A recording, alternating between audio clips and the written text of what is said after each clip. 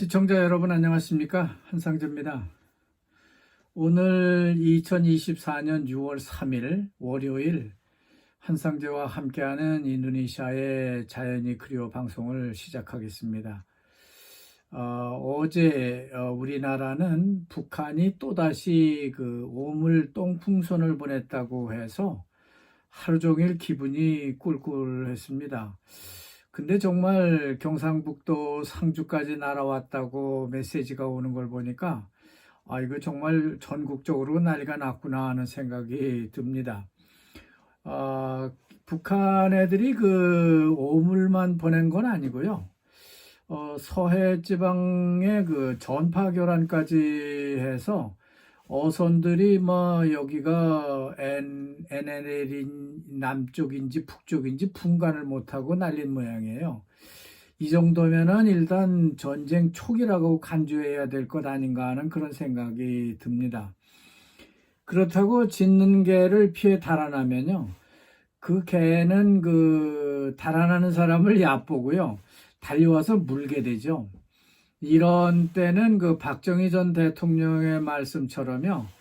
그 개는 몽둥이로 다스려야 할 것입니다. 이제 우리도 대북 방송을 재개하기 위해서 준비를 한다고 하니까 뭔가 보복은 해줘야 될 것 같은데 그래도 똑같이 인분을 퍼서 보낼 수는 없는 거 아니겠어요? 그렇게 그저 짖기만 하게 놔둘 수는 없고 뭔가는 대북 방송이라도 해서 니네들이 지금 남한에다가 오물을 보냈다 이런 방송은 해야 될 것 같다는 생각이 듭니다. 그리고 요즘 K-팝이니 K-한류니 이런 게 있는데 이런 걸 계속 틀어서 걔들도 따라 부르게 하고 또 점차 변화가 돼서 북한도 남한과 어떤 교류를 할 수 있도록 그런 조치가 필요하지 않나 하는 생각이 듭니다.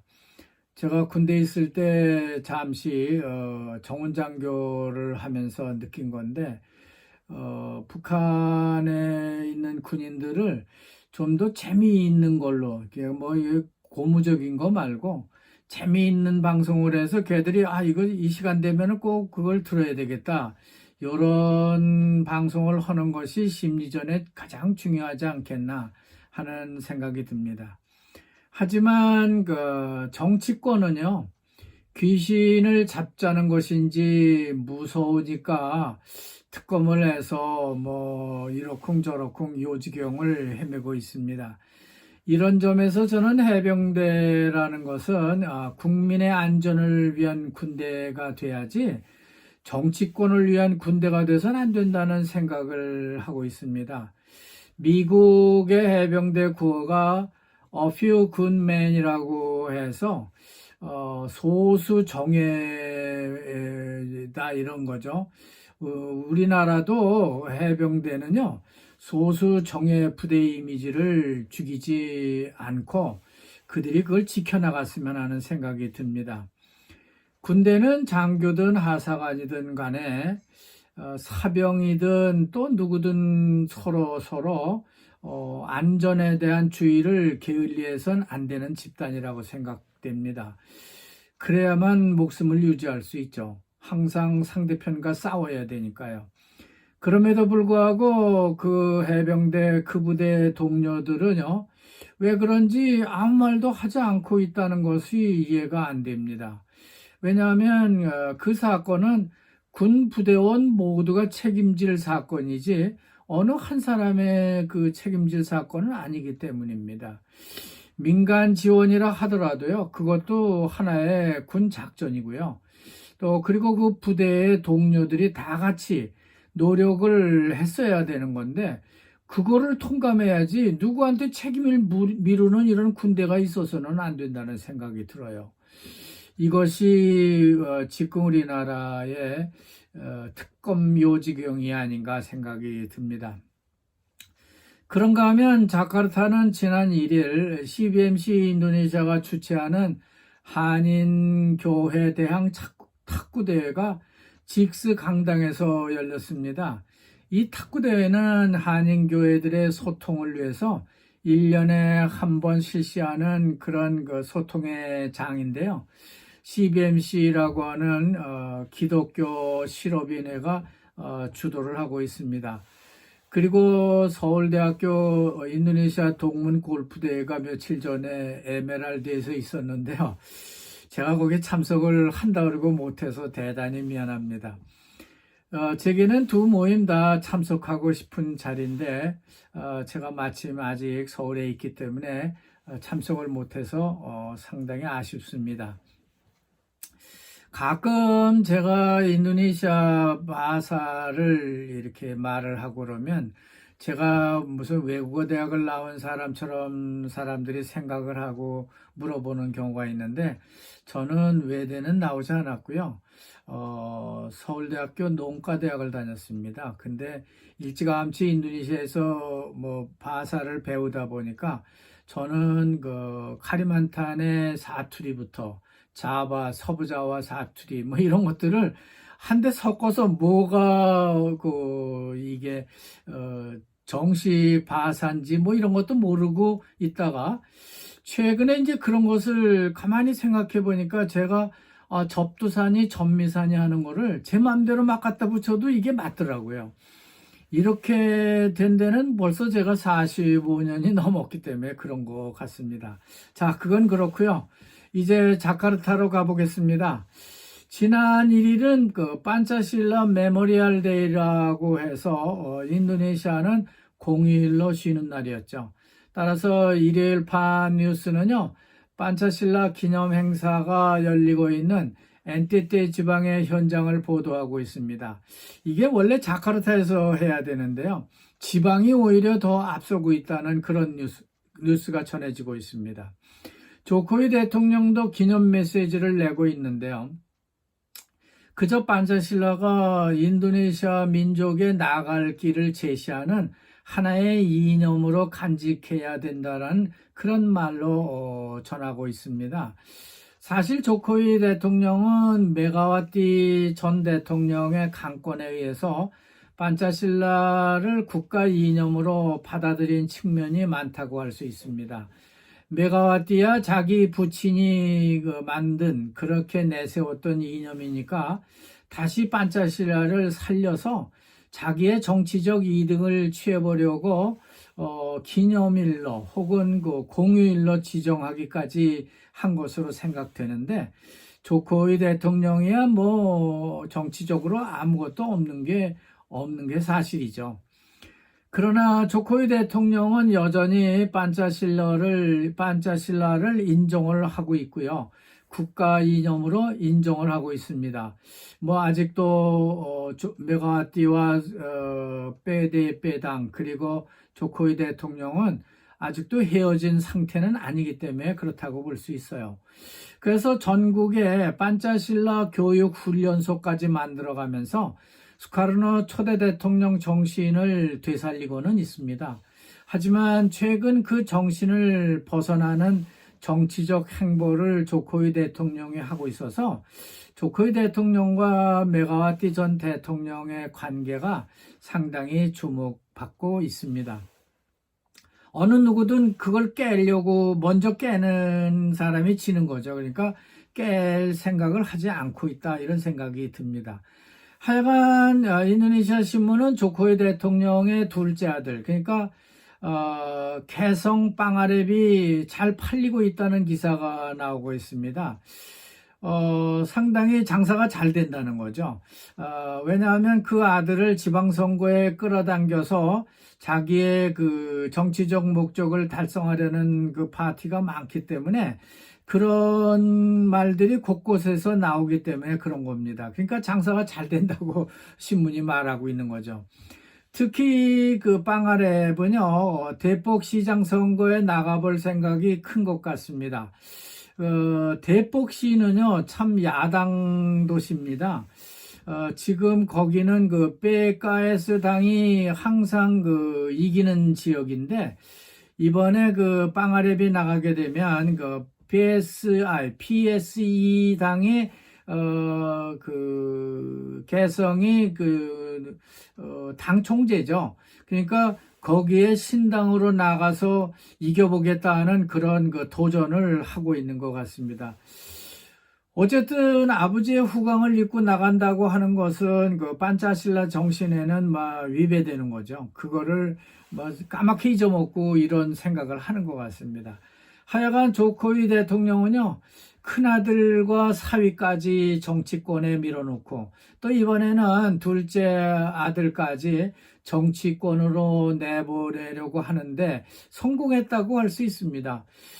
그래서 조코위 왕조 시대가 이제 시작되는 거 아니냐는 그런 비꼬는 말들이 나돌고 있는데, 이제 둘째 아들과 또 그리고 며느리까지 군수로 나가게 되면은 이것은 완벽한 조코위 왕국이 완성되는 것이 아닌가 하는 그런 생각이 듭니다. 한편 정치면에 보면요, 조코위 대통령이 군부 내지는 경찰 공무원 관련법을 개정하는 데 있어서 대통령령을 발표하지 말 것을 촉구하는 목소리가 나오고 있습니다. 이게 아마 비토를 놔라 이런 얘기겠죠.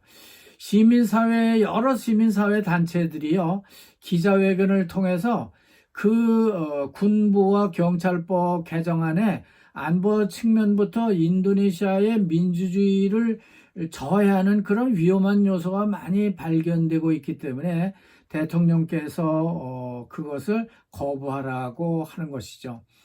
대통령이 거부권을 행사하라고 하는 건데요. 이러다가 윤석열 대통령처럼 거부권만 행사하는 대통령이 되지 않을까 생각도 듭니다. 자, 대통령이 대통령령을 내고 그 법안에 대해서 아무 비판도 하지 않는다고 하면은 그것은 뭐와 같은 말이냐면, 이거 인도네시아 속담인데요. 큰 바위 뒤에 숨어서요, 바위 뒤에 새우가 있다는 의혹을 받을 수 있다는 겁니다. 그러니까 우리는 이제 바위 뒤에 새우가 있는데 거기에 숨어서 이것저것 얘기를 한다는 것이 대통령이 그거를 알면서도 모른 척하고 있는 게 아니냐는 그런 지적을 하고 있는 겁니다. 말하자면은 두 법안은요, 정부가 작성을 했지만은 국회가 은근슬쩍 이런저런 것들을 끼워넣을 수도 있다고 그렇게 생각되기 때문에 조코위 대통령의 퇴로의 문을 열어주고 있는 것이 아닌가 하는 생각이 듭니다. 이 말은 조코위 대통령이 다 책임지지 말고요, 이게 국회가 이것저것 여기다가 집어넣어가지고 이렇게 된 거 아니냐. 그러니 대통령도 국회를 좀 한번 핑계 삼아서 비토를 놔라. 이런 뜻이 되는 것 같습니다. 자, 이례적인 뉴스는 아니지만은요, 인도네시아도 Z세대를 먹여 살리기 위해서 여전히 우리 같은 노인들이 노력하고 일해야 하는 나라라는 그런 분석 기사가 아주 크게 소개되고 있습니다. 그러니까 인도네시아도 젊은 세대를 먹여 살리는 나라가 됐다, 그 말이죠. 무려 940명의 9,940명인가 보죠? 9,400여 명의 노인들이요, 자기 가족을 부양하기 위해서 일하고 있다고 합니다. 이거 데이터인데요. 그 중에서 61%가 1,110만 명이 청년들이요, 생산직으로 뛰어들어서 야 하는 그런 세대인데도 불구하고 그런 밀레니얼 세대 혹은 Z세대이면서도 생계는 570만 명의 노인들이 떠맡고 있다고 하는 그런 기사입니다. 그러니까 이 노인들은 570만인데 거의 한 2배, 그러니까 아들, 딸이 한 둘이라 그러면은 가정에서 두 아들, 딸을 먹여 살리고 있다는 그런 뜻이죠. 생산 세대가 많아서요, 곧 인도네시아가 OECD 국가가 될 것이라고 희망이 부풀었었는데, 인도네시아의 그 희망은 이것이 걸림돌이 돼서 OECD로 가기는 매우 어려울 것 같다는 판단이 듭니다. 자, 끝으로 지방 뉴스입니다. 플로레스, 그러니까 엔테테죠. 엔테테에 있는 군흥 레오또비라는 화산하고 북말록구에 있는 그 할메라 서부, 북말록구는 그 서부 쪽에 화산이 많습니다만 그쪽 서부에 있는 군웅 2부 같은 화산들이요. 화산 활동이 계속 증가하고 있다고 전해지고 있는데 반면에 람뿡하고 메락사에 있는 아주 위험한 화산, 그러니까 아나크르카타우 화산은요, 화산 활동이 점차 감소하는 그런 경향을 보이고 있다고 합니다. 다행한 일이죠. 이게 터지면은 자카르타는 물론 이 서부 반텐 지역에 많은 인구가 살고 있는데 굉장히 큰 재해가 일어날 수 있기 때문입니다. 자, 그리고 우리나라 건설사가 짓고요. 가동까지 책임을 지고 있는 서부자와 찌레본에 있는 석탄 화력발전소 1호기를 2027년에 조기 퇴역을 시키고 수마트라에서 전기를 끌어다가 쓰겠다는 뉴스가 나오고 있습니다. 그 말은 순다 해협을 건너서 케이블을 깔아서 전기를 끌어오겠다는 그런 말이 되는 것이죠. 하여간 지금 인도네시아는 동부자와에 있는 프로볼링거죠. 거기에 파이톤이라고 하는 화력발전소가 하나 있는데요. 굉장히 큽니다. 이 발전소가 17%의 전기를 감당하고 있다고 하는데 이 발전소에서 자바섬은 물론 발리, 마두라까지 전기를 공급하고 있습니다. 어쨌든 인도네시아는요, 탈화력 정책을 펴야만 되는데요. 이상한 것은요, 더 오래된 메락에 있는 실랄라야 화력 발전소를 퇴역시켜야 되는데, 그건 그냥 놔두고, 한국이 짓고 한국이 관리하고 있는 찌레본 화력 발전부터 퇴역을 시키겠다고 하니까, 그거 참 이상한 일이다, 이런 생각이 듭니다. 자, 오늘은 제가 좀 늦었습니다. 이 포도밭에 농약을 마지막으로 치느라고 늦었는데, 내일은, 중부대학교에서 포럼이 있습니다. 그래서 제가 아침에 일찍 출발했다가, 저녁에 다시 여러분을 뵙도록 하겠습니다. 여러분, 대단히 감사합니다.